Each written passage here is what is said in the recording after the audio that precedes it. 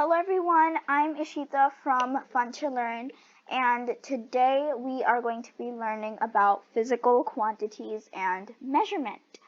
So let's get into it. The first thing that we are going to be doing is revising over what you guys already know about our measurement, our favorite term, measurement. And then we are going to slowly walk into what fundamental physical quantities are.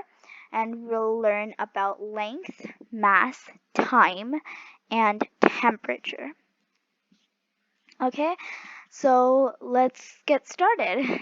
Now, let's put this giant question into our mind. What is the importance of measurement? You go to the grocery store with your mother for shopping. She tells you to grab some milk, but she doesn't tell you how much milk.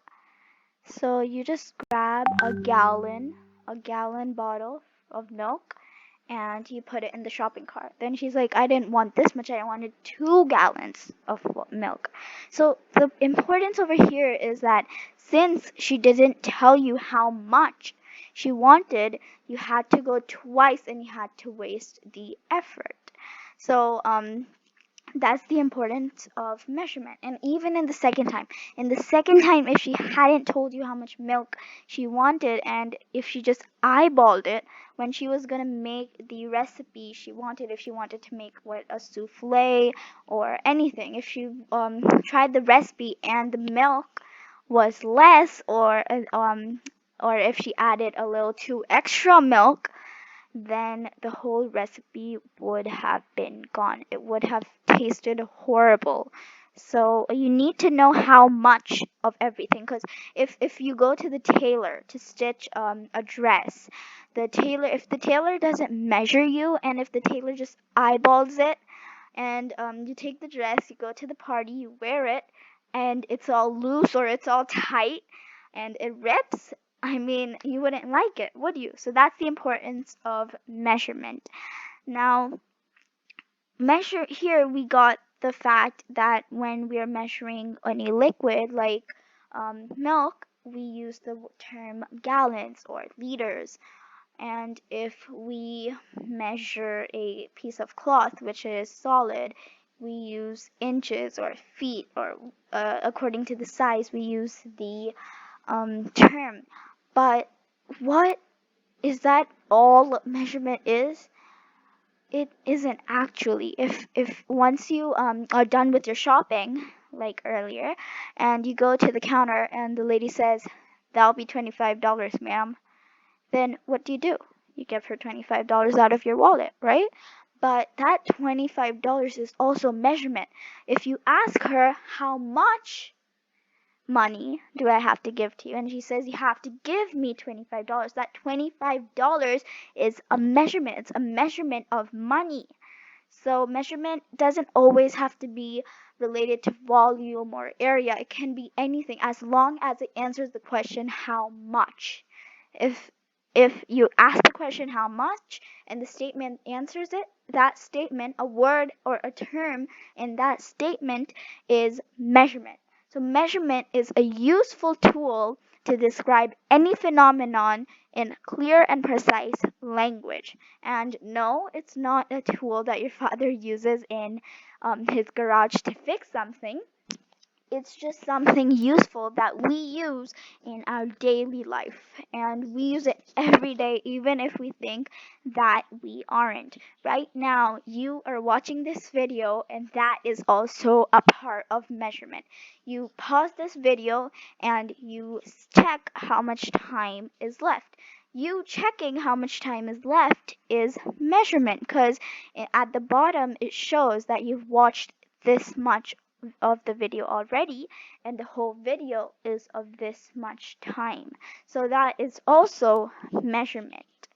And it describes any phenomenon in clear and precise language. We use the word inches, we use the word gallons. So that helps us to understand what's going on, and that is nothing but clear and precise language.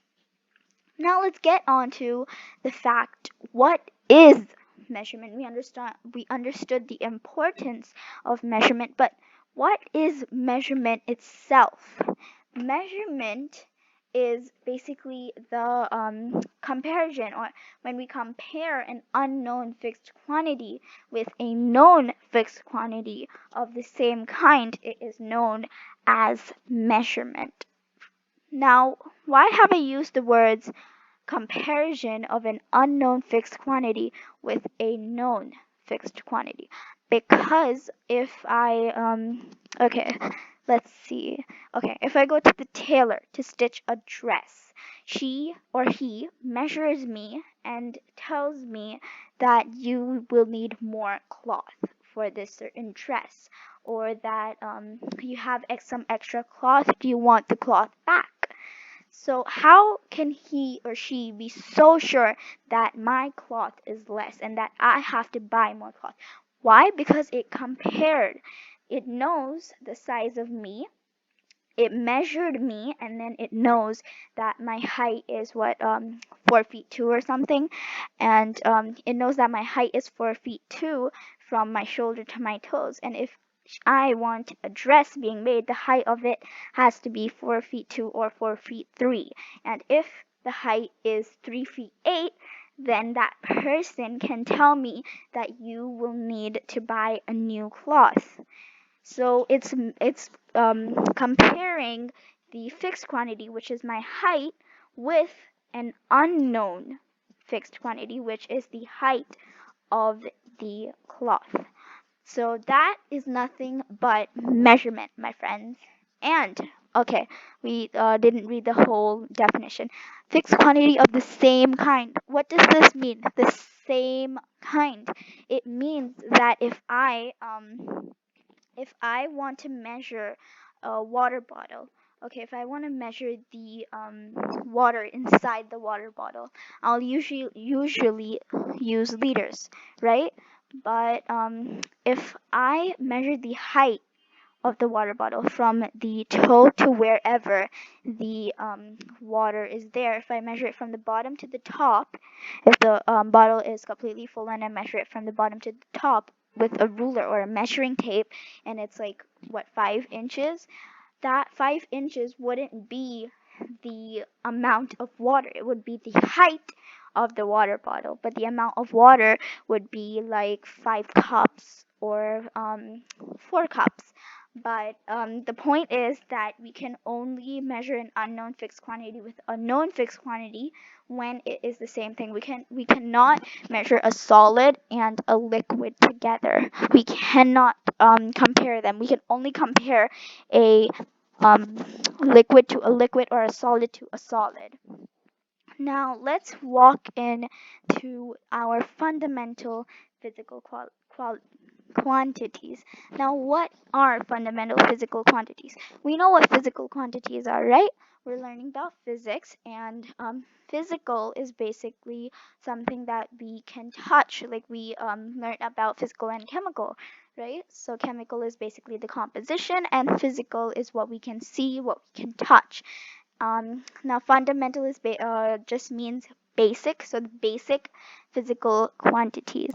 And the basic physical quantities that we're going to learn about today is length, mass, time, and temperature. So these are our 4 physical quantities we are going to be learning about today. Let's start off by, I think you guys already know what these 4 are, but let's go a little bit deeper into them. First up, we have length. Length is basically the distance between any 2 points. If I want to measure this bullet to this full stop, I'm going to take a ruler, put one end of the ruler here, and see wherever this full stop ends. If this full stop ends at what, 5, we know that the length from this bullet to this full stop is 5 inches or 10 centimeters or so. And the symbol that we use for length is a lowercase l. Just make sure that when you write the symbol of length in your test papers or when you type it on your computer, you use a lowercase l, because when you use a capital L, it changes the meaning. It can be taken as a variable, an unknown variable. But if you use L, the person who's reading your test paper or the person who's checking your work on the computer, the editors will know that by L you mean length. And the SI unit of length is meter. Meter, which is represented by a lowercase m. Now, the tools that we use to measure length would be a meter ruler, a yardstick, a measuring tape, and just want to make this point clear. Even though if you use inches for measuring something and your friend uses centimeters, it doesn't mean that you guys are not measuring length and that you guys are measuring two separate and totally different things.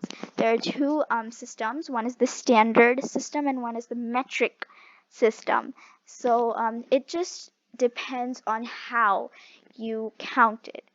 For example, in the Asian part of the world, they measure length or a distance in kilometers, and then in the US of A and in South America and North America, I think they use miles.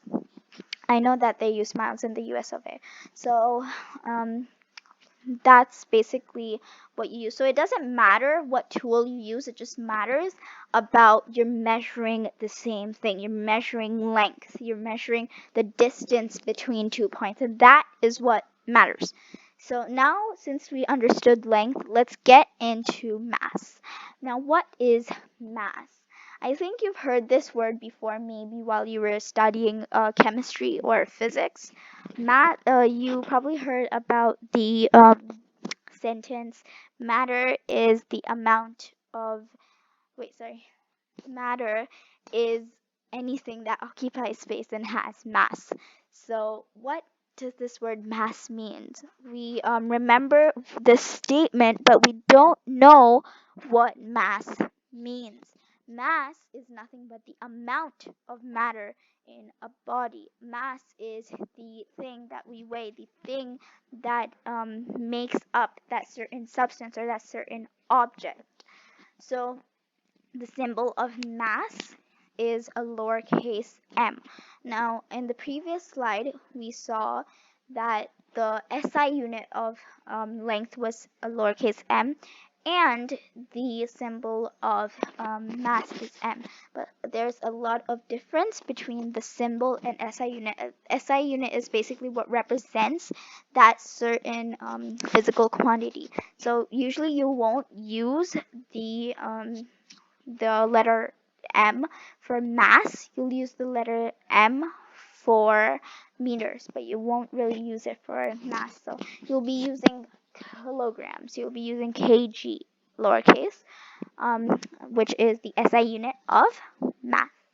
Now, how do we measure mass? We measure mass with a beam balance or an electronical balance or any type of balance. You have a weighing scale, you measure mass in that way. So basically, as long as you are measuring the amount of matter in a certain object or a body, it is mass. And in the next video, some people get confused between weight and mass. So in the next video, I'll be explaining that. Now let's get on to time.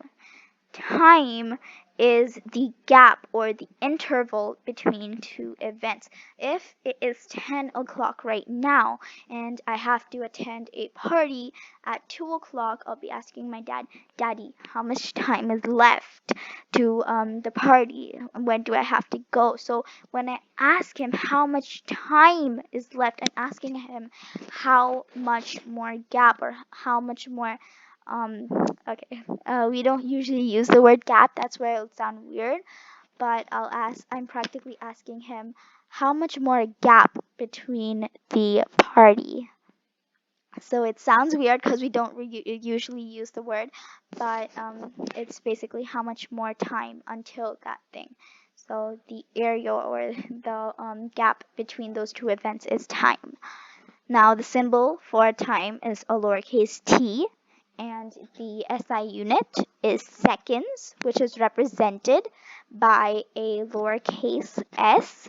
And the tools used is a pendulum clock and a watch, or a normal electronic watch, a digital watch, a anything that has that measures time, or that measures it can be any type of clock basically. So this is a digital clock here, and this is a pendulum clock here. The reason it's called a pendulum clock is because this little hand type of thing that's just hanging from the clock is called a pendulum, and it rings every hour. So yeah. Now let's get on to temperature. What is temperature? Temperature is the degree of hotness or coldness of a body. If somebody has a fever, our mother probably puts her hand on that person's forehead and checks if that person is hot or cold. If it's hot, she can tell that this person is warm, and I should probably measure his temperature just to make sure that he or she doesn't have a fever. And so temperature is basically how hot, warm, or cold a certain thing is. And the SI unit of temperature is Kelvin. Now, what is Kelvin? I think we all heard about Fahrenheit, about Celsius, but what is Kelvin? Kelvin is another degree that is used to measure temperature, and that just turns out to be the SI unit of temperature. And the tools used to measure temperature is a thermometer. So it's just tool. But the reason I have added this S here is because it doesn't matter which type of thermometer you use, whether it's a clinical thermometer, it's an electronic thermometer, it's a scanning forehead thermometer. It doesn't really matter. As long as it's a thermometer, it works for measuring temperature. And folks, that's all for today. We will discuss more about this topic in one of our next videos. And thank you so much for listening to me. And I hope that you don't have any questions. And if you do have any questions, then I'm sending a email ID in the description box below. So if you have any questions, you can just send an email to us right away, and you'll get your answer ASAP.